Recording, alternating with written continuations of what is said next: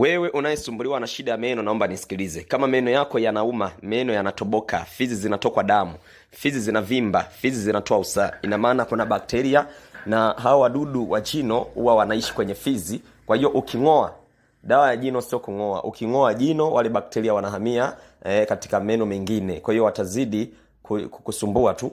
Kwa hiyo wewe utang'oa meno mpaka yataisha, utabaki kibogoyo. Sasa nataka nikuelekeze jinsi ya kutengeneza dawa bila kung'oa, jinsi ya kujitibu jino bila kung'oa ukiwa nyumbani. Usinipe hata shilingi 100, wewe cha kufanya fanya kunifollow, kulike, kucomment, kushare pamoja na kusave. Lengo video kama hii hapa isikupotee.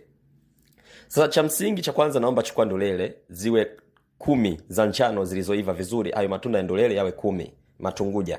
Baada ya kupata tunguja 10 zilizoiva vizuri, naomba chukua malimau 4. Malimau yawe 4. Baada ya kupata malimau 4, chukua mafuta ya taa vijiko 5.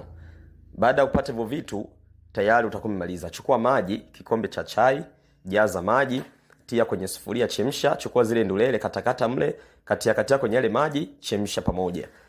Zichemshe ziive. Zikishaiva yale maji mpaka yapungue kidogo, yabaki kama nusu ya kile kikombe. Alafu chuja yale mandulele, tupa yale maji, ndo tayari ni dawa. Alafu chukua malimau, kamlia yale malimau yako. Baada ya kukamlia, chukua yale mafuta, weka umo yale mafuta ya taa, chemsha tena upya. Chemsha vichanganyikane, chemsha vizuri, yale maji yapungue tena, yabaki nusu tena.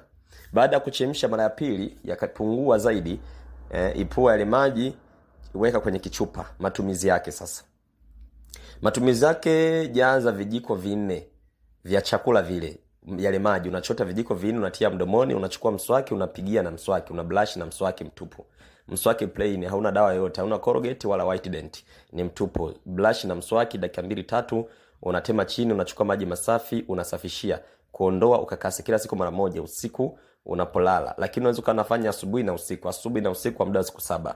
Hii hapa inatibu meno kama yanauma, meno yanatoboka, fizi kutokwa damu, fizi kuvimba na fizi kutoa usaha. Inatibu meno kama yanacheza, yanalegea, meno yanakufa ganzi ukinywa maji ya baridi au vitu vya baridi ukila, meno yanakufa ganzi, ndio dawa yake. Kama ukila vitu vigumu, mahindi ya moto kitafuna, hiyo ya kuchoma, ya kuchemsha, au nyama choma, vitu vigumu kitafuna, meno yanaleta shida, unasumbuliwa na fungus mdomoni, kila vitu vya kuwasha kama dagaa na kadhalika, ulimi unakuwa unaleta shida, yani ulimi unakuwa kama umechanika na vidonda majeraha, kwenye ulimi unakuwa na fungus au kwenye fizi, basi hii ni dawa yake nzuri. Usisahau kunifollow, kulike, kucomment, kushare, kusave na kudownload ikiwezekana. Lengo usije ukasahau.